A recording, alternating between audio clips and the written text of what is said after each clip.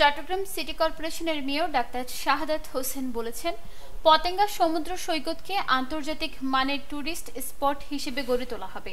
এর সৌন্দর্য রক্ষা ও পর্যটকদের নিরাপদ স্বচ্ছন্দ অভিজ্ঞতা নিশ্চিতে সব ধরনের ব্যবস্থা গ্রহণ করা হবে।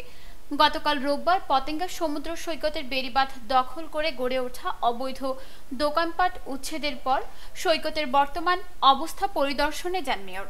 পূর্বের উচ্ছেদ অভিযানের অগ্রগতি এবং বর্তমানে সৈকতের পরিবেশ কেমন রয়েছে তা সরজমিনে পর্যবেক্ষণ করেন তিনি আরও বলেন, এই অবৈধ দখলের কারণে পরিবার নিয়ে বেড়াতে আসা মানুষের জন্য জায়গাটি অনুপযোগী হয়ে উঠেছিল।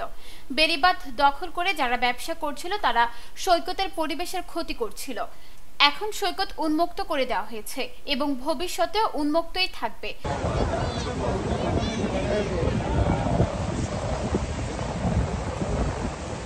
কেউ বেআইনিভাবে দখল করার চেষ্টা করলে তাদের বিরুদ্ধে কঠোর ব্যবস্থা নেওয়া হবে। মেয়র জানান, উচ্ছেদ অভিযান কাউকে জীবিকা থেকে বঞ্চিত করার উদ্দেশ্য নয়, সৌন্দর্য রক্ষা ও শৃঙ্খলা বজায় রাখতে পর্যটকদের হয়রানি বন্ধে পার্কিং, ঘোড়ার গাড়ি ও অননুমোদিত কার্যক্রম নিয়ন্ত্রণেও চসিক কাজ করছে।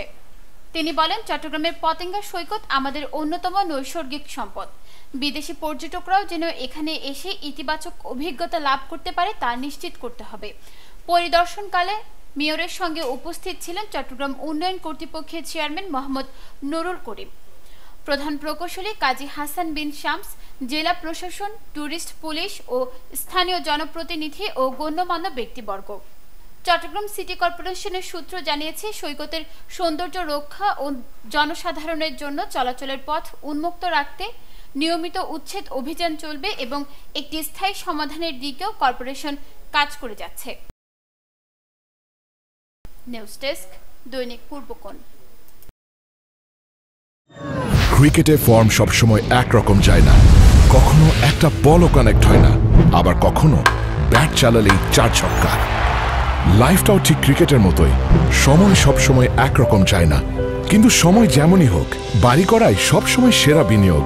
সেই সেরা বিনিয়োগ করুন সেরা সব উপকরণ দিয়ে। তাই কিছু টাকা না বাঁচিয়ে বাড়ি করুন বেস্ট সিমেন্ট 7 রিং সিমেন্ট দিয়ে। 7 রিং সিমেন্ট, ভিত্তি আগামীর।